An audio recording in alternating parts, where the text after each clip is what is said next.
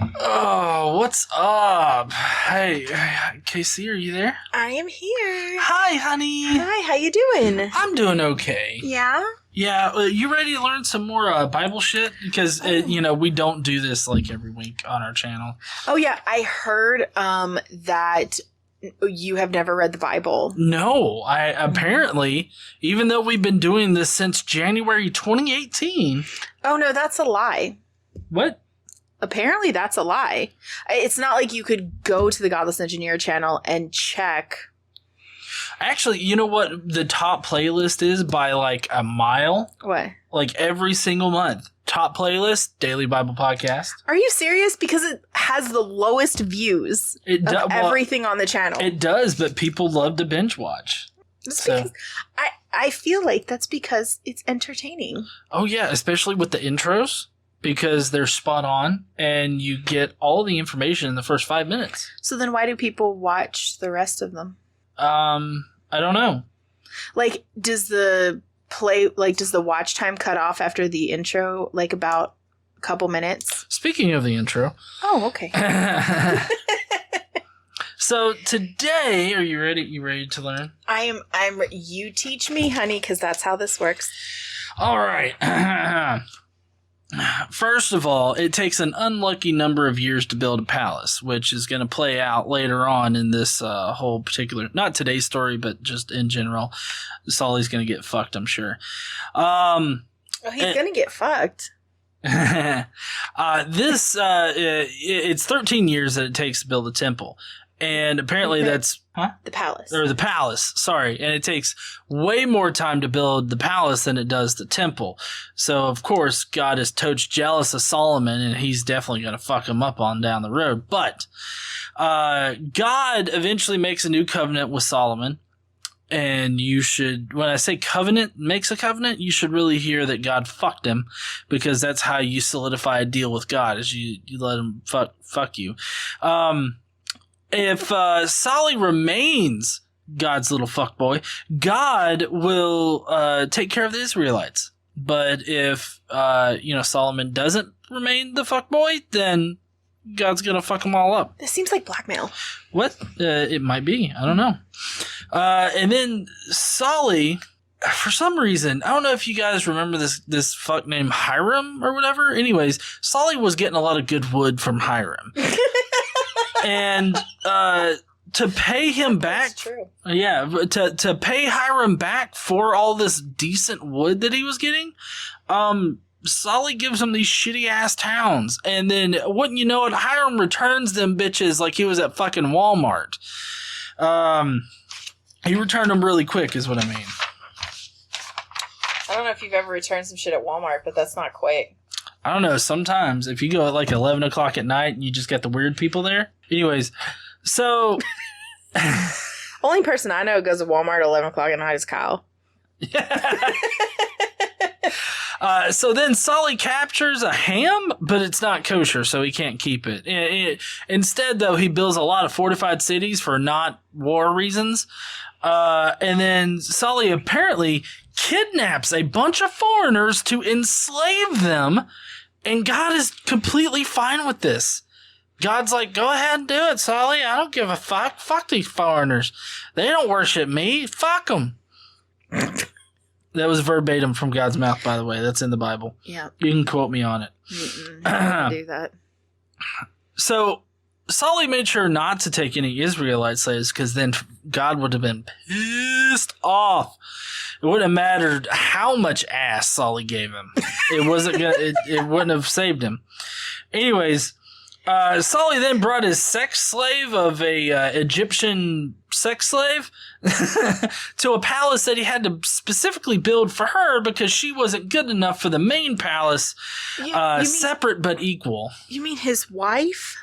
It's sex slave wife. I mean, it's 6 in 1. I mean, it's the same. 6 of 1? Whatever. 6 in 1, like this shampoo.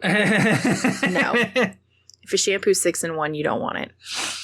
But anyways, he goes on to build a navy with Hiram, but he only uses the navy to import apes and baboons for not fucking reasons. And then now Solly goes in to discuss the immensity of his glory, which, by the way, spoiler alert, was 12 foot long and was about as girthy as a barrel of wine.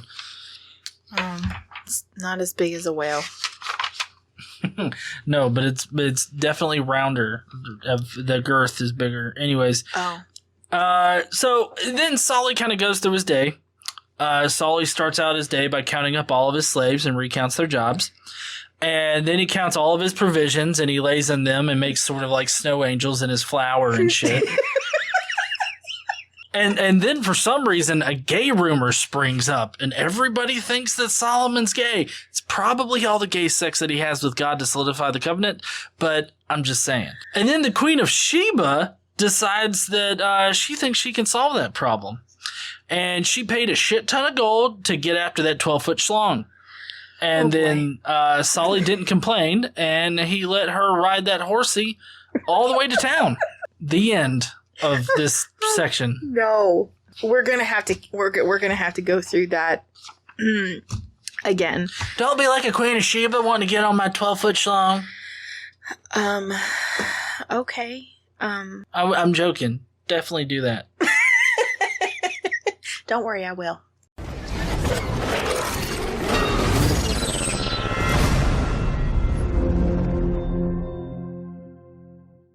What's up, heathens? How y'all doing? So, apparently I got some things wrong. Yes. It's a little bit long today, so I'm going to try not to interrupt as much as I normally do.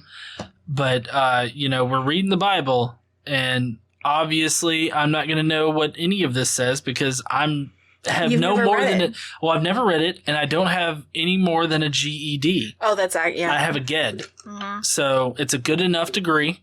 Yep. I don't even know why I have engineer in my name anymore. Nope. Okay. Are we ready? Yep. Okay, so today we're going to be going through 1 Kings chapter, what did we decide this was? 7 Kings.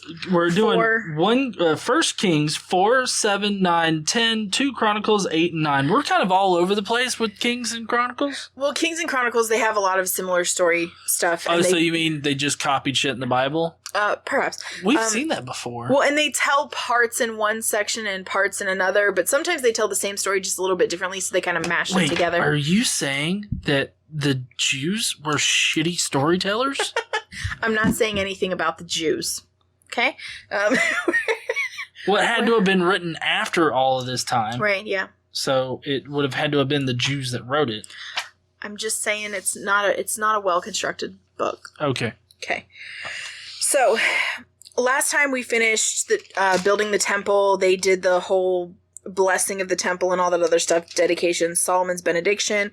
We talked about glory filling the temple and coming all over it. And then we had that festival where we killed literally every animal in the land. Okay, so it only took 7 years to build the temple, but it took 13 years to build Solomon's palace. He built the palace of the forest of Lebanon, 100 cubits long, 50 wide, and 30 high, with 4 rows of cedar columns supporting trimmed cedar beams. It was roofed with cedar above the beams that rested on the columns, 45 beams, 15 to a row. Its windows were placed high in sets of 3, facing each other. All of the doorways had rectangular frames. They were in the front part in sets of 3, facing each other. He made a colonnade 50 cubits long and 30 wide. In front of it was a portico, and in front of that were pillars in an overhanging roof. He built a throne hall, a hall of justice, where he was to judge, and he covered it with cedar from floor to ceiling. And the palace in which he was to live was set farther back, and it was similar in design. You could say Solomon loved hard wood, huh? He did, yeah. Let's see. Solomon also made the palace like this hall for Pharaoh's daughter, whom he had married. All of these structures, from the outside to the great courtyard and from the foundation to eaves, were made of blocks of high-grade stone cut to size and trimmed with a saw on their inner and outer faces.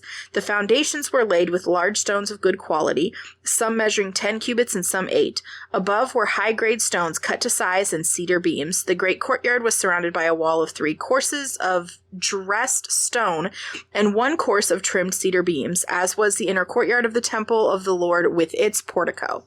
Okay, so now that we've got that over with, I hope you can picture how wonderful this palace was with all of its stone and wood. You know, I really don't care what it was made out of. I don't know why this is even in the Bible. Well, they're documenting, apparently. Well, I know they're documenting, but this kind of seems like something that would go in different records, not like your theological book. Well, I mean, perhaps this was different records. They just put it in here for reasons. I don't know. Okay, so when Solomon had finished the temple of the Lord and the royal palace and had succeeded in carrying out all that he had in mind to do in the temple of the Lord and in his own palace, the Lord appeared to him that night and said, I have heard your prayer and have chosen this place for myself as a temple for sacrifices. When I shut up the heavens so that there is no rain, or command locusts to devour the land, or send a plague among my people, if my people, who are called by my name, will humble themselves and pray, and seek my face and turn from their wicked ways, then I will hear from heaven and I will forgive their sin and I will heal their land. This is super interesting because he's like, oh, when I send shit to fuck it up, if y'all beg, I might stop destroying you.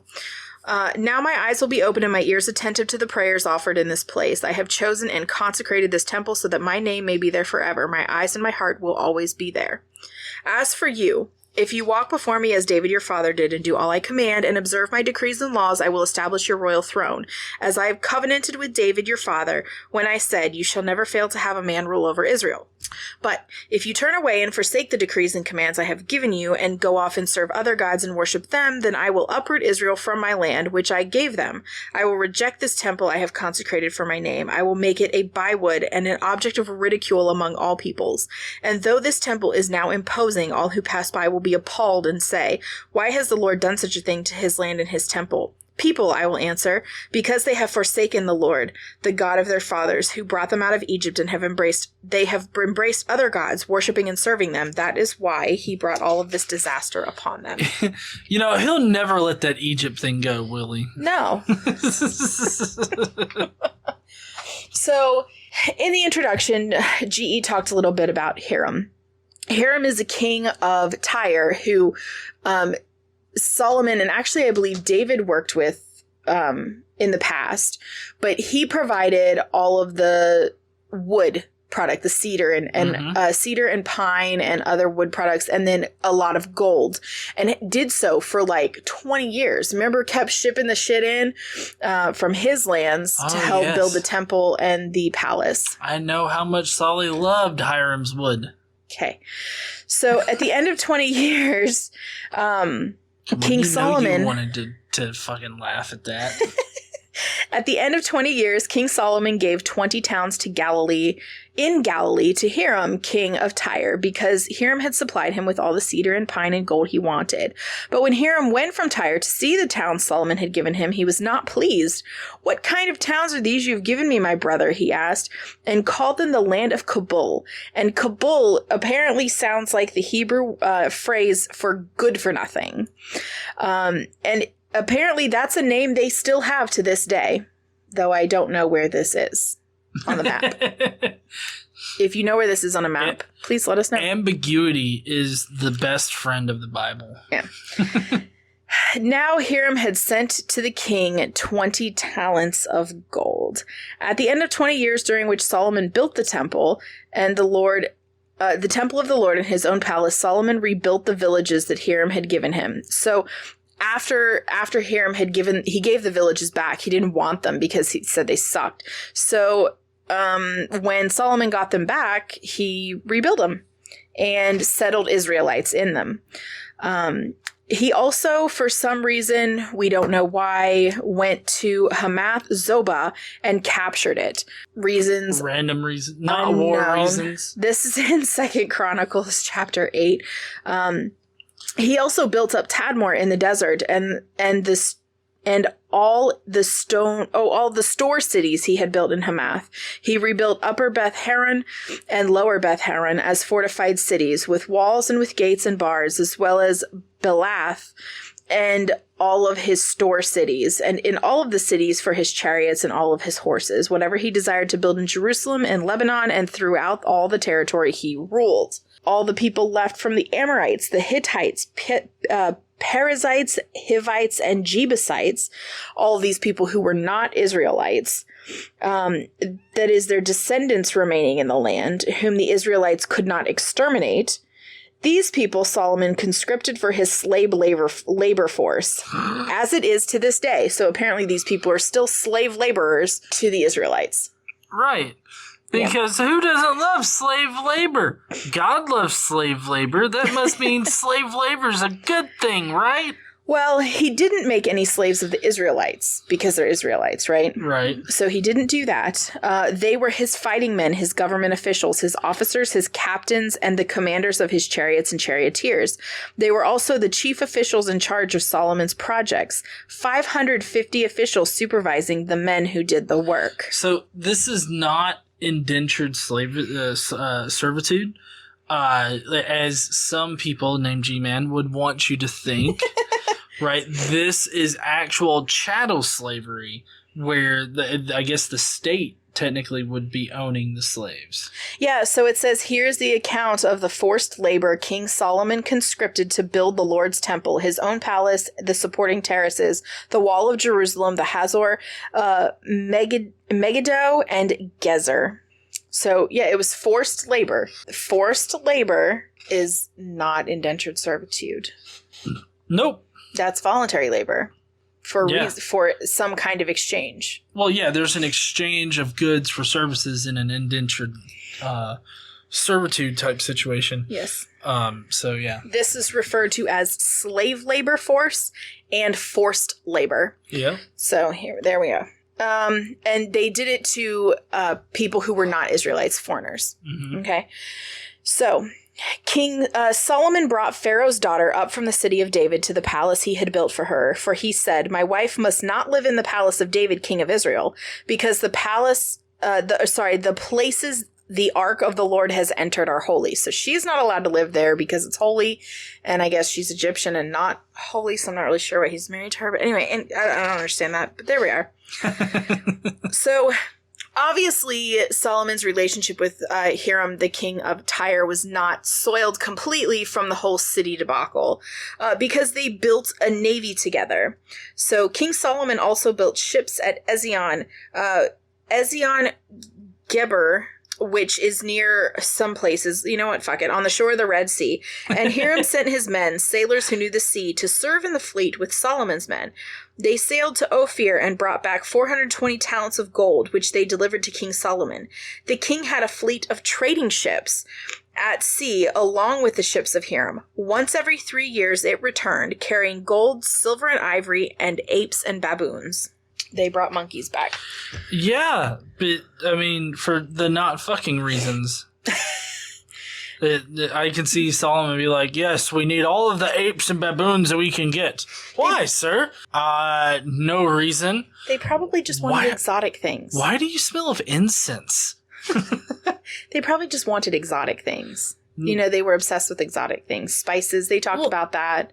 Yeah, but like exotic spices or jewelry or something like that. It's like, oh, what do you collect there, Sally? Baboons. Okay. Could you get your baboon's ass away from me? All right, so we're going to go on and talk about the extent of Solomon's glory. Are you ready to talk about Solomon's glory? Oh, yes, the 12-foot white whale of dicks. Okay. God gave Solomon... You wonder why these are not ever monetized. No, I don't wonder. Oh, okay, so you know. Well, I mean, they would have to do some kind of searching or listening to the podcast in order to know. Right. Usually. Or they could just listen to the first couple of minutes. You know, maybe. Yeah. Okay, God gave Solomon wisdom and very great insight, and a breadth of understanding as measureless as the sand on the seashore. Solomon's wisdom was greater than the wisdom of all the men of the East, and greater than the wisdom of Egypt. He was wiser than any other man, including Ethan the Ezrahite. Wiser than Herman, Calcol, and Darda, the sons of Mahol. Mahol? No matter how Mad holes. No matter how you pronounce this name, it's fucked. And his fame spread to all the surrounding nations. He spoke 3,000 proverbs, and his songs numbered 1,005. He described plant life from the cedar of Lebanon to the hyssop that grows out of the walls. He also taught about animals and birds, reptiles and fish. Men of all nations came to listen to Solomon's wisdom, sent by all the kings of the world who had heard of his wisdom. The weight of the gold that Solomon received yearly was 666 talents. Not lying. That is 25 tons of gold. 666 talents. No lie, right 666? Yes, 666 talents. 1 Kings chapter 10. Damn, that's fucked. That's a fucked shipment right there. You might as well be playing some Black Death metal on that or something. The baboons were. Yeah, I can see the baboons. And so that was his yearly, the weight of gold that Solomon received yearly, 25 tons, okay?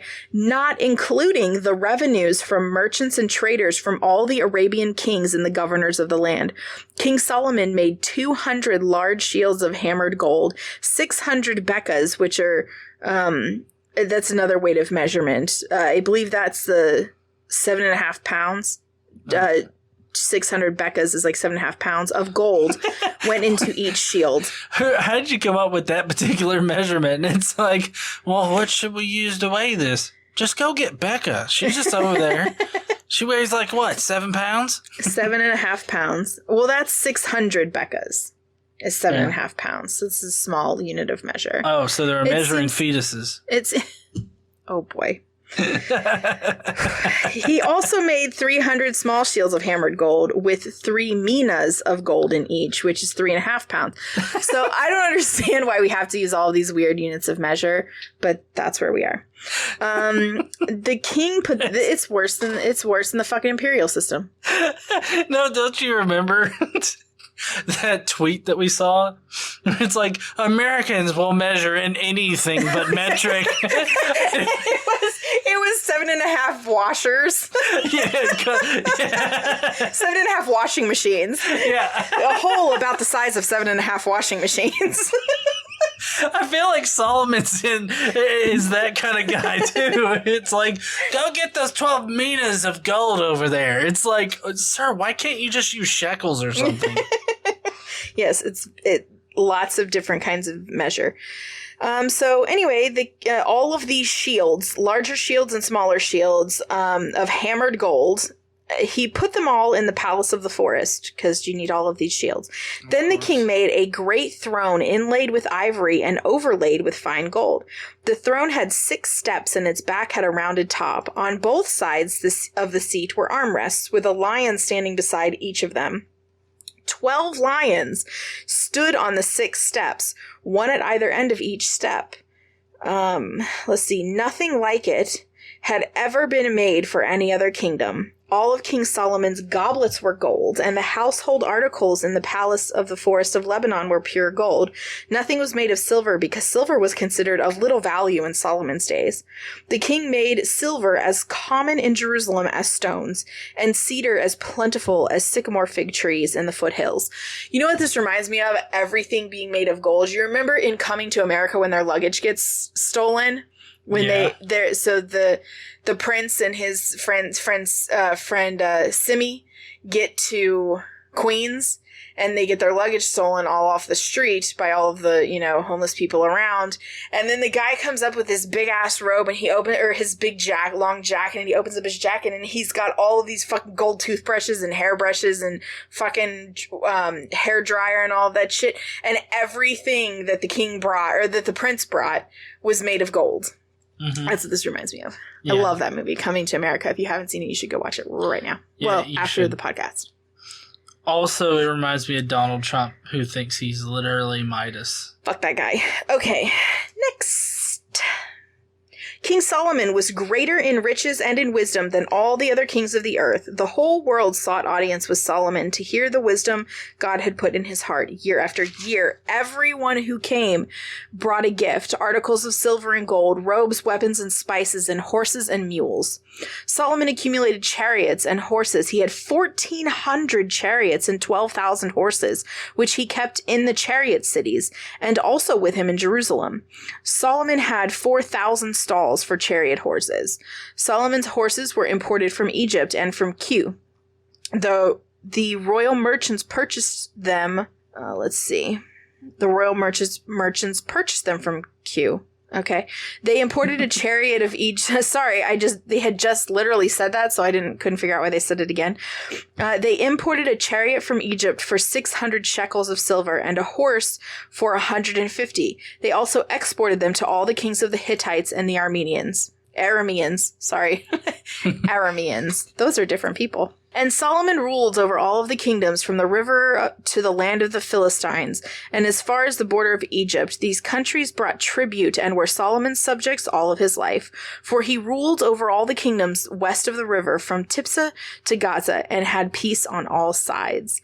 The people of Judah and Israel were as numerous as the sand on the seashore. They ate and drank and were happy. During Solomon's lifetime, Judah and Israel, from Dan to Beersheba, lived in safety, each man under his own vine and fig tree. So Solomon ruled over all of Israel, and these were his chief officials. Okay, so it goes through the chief officials, his priest, secretary. There's a bunch of names. I don't know how to pronounce, and it gives you their name and where they're from or who their parent is. And I'm not doing that. So we're not going to go through that. Doesn't matter anyway. We don't give a fuck what their names are. Solomon also had 12 district governors over all of Israel who supplied provisions for the king and the royal household. Each one had to provide supplies for 1 month in the year. Okay, so each of his governors that was responsible for an area, a region, had to provide supplies for 1 month. And there were 12 of them. So they were always supplied. Oh, okay. Mm-hmm. Also, 12's a magic number in all this, so. Yeah, also just, I'm not going to go through the guys' names here, but Ben-Hur is one of them. Also, Ben-Abinadab. Ben-Abinadab. Ben-Abinadab. I'm not even lying. Ben-Abinadab. Okay. All right. Oh, and I think one guy's name is Banana. Banana. That's not true. Just saying. Okay, so Solomon's daily provisions were 30 cores, and here we are again with another measurement. 30 cores is 185 bushels, or 6.6 kiloliters of fine flour. A lot of flour. And 60 cores of meal, 10 head of stall-fed cattle, 20 of pasture-fed cattle, and 100 sheep and goats, as well as deer, gazelles, roebucks, and choice fowl. Okay, so that's his daily provisions. That is a fucking lot. No, like I said, what he did was he poured it all into a pile, and he made the little flour angels. With heads of cattle? With heads, yeah. You put meal, the heads of cattle. Yeah. I mean, you just put it all in the middle, and he was just like, whoa, look at me, I'm so fucking rich. Do you know how fucked up that sounds? Yeah. Well, I mean, Solomon's kind of a fucked up dude. All right, so the district officers, each in his month, supplied provisions for King Solomon and all who came to the king's table. They saw to it that nothing was lacking. They also brought to the proper place their quotas of barley and straw for their chariot horses and other horses. So, when the Queen of Sheba heard about the fame of Solomon and his relation to the name of the Lord, she came to test him with hard questions. Arriving at Jerusalem with very great caravan with camels, carrying spices, large quantities of gold and precious stones, she came to Solomon and talked with him about all she had on her mind. Solomon answered all of her questions. Nothing was too hard for the king to explain to her. When the Queen of Sheba saw all the wisdom of Solomon and the palace he had built, the food on his table, the seating of his officials, the attending servants in their robes, his cupbearers, and the burnt offerings he made at the temple of the Lord, she was overwhelmed. She said to the king, "The report I heard in my own country about your achievements and your wisdom is true, but I did not believe these things until I came and saw with my own eyes. Indeed, not even half was told to me. In wisdom and in wealth you have far exceeded the report I heard. How happy your men must be. How happy your officials who continually stand before you and hear your wisdom. Praise be to the Lord your God, who has delighted in you and placed you on the throne of Israel, because of the Lord's eternal love for Israel. He has made you king to maintain justice and righteousness. And she gave the king 120 talents, 4 tons of gold, large quantities of spices and precious stones. Never again were so many spices brought in as the Queen of Sheba gave to King Solomon. Hiram's ships brought gold from Ophir, and from there they brought great cargoes of almug wood and precious stones. Algum wood is, a variant of algum wood. So almug wood is a variant of algum wood. Oh, okay. Okay, because that matters. that totally, like... It cleared it up completely. It cleared it up. Yeah. And precious stones. The king used the almug wood to make supports for the temple of the Lord and for the royal palace, and to make harps and lyres for the musicians. So much almug wood has never been imported or seen since that day. It's never been seen since that day. It must be magical wood. It is magical. Like yours. Yeah, that's right. King Solomon gave the Queen of Sheba all she desired and asked for, besides what he had given her out of his royal bounty. Then she left and returned with her retinue to her own country.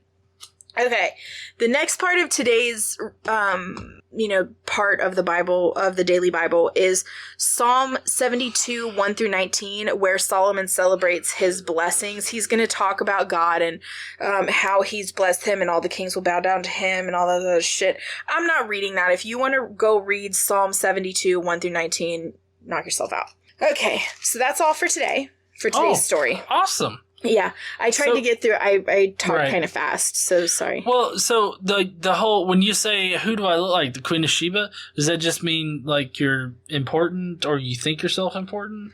Well, I mean, I'm important and rich, and I have all of these things, and right. So basically, I travel with an entourage. Oh, okay. So basically, Queen of Sheba is like Donald Trump. Why do you equate everything to Donald Trump? I literally want nothing in relation to or like Trump at all, no. But when people ask for impossible things and you're like, what do I look like, the Queen of Sheba? Yeah. That's kind of, we're referring to this Queen of Sheba. Oh, okay. How did she do something impossible, like fuck that 12-inch dick or 12-foot dick? It doesn't say anywhere in here that she had any kind of sexual relation with the king, but it did say that he gave her all she wanted. Right. So exactly. We don't know if she wanted his dick or not, but we do know that Solomon was kind of a whore. Yeah, he was. He was total man whore. Yeah. Not shaming or anything. Just saying. No, yeah, just pointing it out. Okay. So here's the thing. And we haven't really talked about this. But for the next many, many, many days, we have the Proverbs of Solomon. Oh, shit. So we're finally moving out of Kings and Chronicles and we're going to Proverbs? Yeah, but so here's my preference, and you can tell me what you want to do, or if y'all want to leave a comment down below. I just prefer to skip the Proverbs if you want. Although I will tell you, there's some of the sexy stuff that they talk about in the Bible. Mm-hmm. Some of that is in here. Oh, is Proverbs where this guy puts his hand underneath a door and a woman takes a shit in his hand? I don't know. This the sexy stuff is the Songs of Solomon. Oh, okay. But there are some Proverbs, the wife of a noble character. There's a whole bunch of Proverbs here. And various concerns, caution, joy, and grief, good news, curiosity, sayings, stuff about companions, parents and children. There's all kinds of shit. Oh, women and wives, like a gold ring and a pig's snout. It is a beautiful woman who shows no discretion. Maybe we should. Gold rings and a pig snout? Like, that's some weird shit to compare stuff to, isn't it? A foolish son is his father's ruin, and a quarrelsome wife is like a constant dripping. Damn. I so thought that you were going to say cunt. Oh. If a man curses his father and mother, a lamp will be snuffed out in pitch darkness. Maybe we should read some of this. I don't know. A lamp will be snuffed out if you're a little bitch. Yeah. Well, we can talk about it some. Do not withhold goods. Do not withhold good from those who deserve it when it is your power to act. Do not say to your neighbor, come back later, I'll give it to you tomorrow, when you now have it with you. I don't know, there's all kinds of, like... Or else God will be pissed and he will fuck you. Lazy hands make a man poor, but diligent hands bring wealth. Yeah. You mean like when he's stroking it? I'm not really sure. As vinegar to the teeth and smoke to the eyes, so is a sluggard to those who send him. I don't know. Some of this sounds funny, but then some of it just seems I don't know. Pointless. We can figure it out. I just like the story. Yeah, so this if we skipped the Psalms that are in this section and the Songs of Solomon, Wait, the Proverbs or the Psalms? I'm so sorry, the Proverbs. I'm sorry. Yes, the Proverbs. If we skip that, we will get back into 1 Kings chapter 11 and talk about marriages to foreign wives, how Solomon turns to idolatry, how God's pissed about it, how basically Solomon falls from glory. Mm-hmm.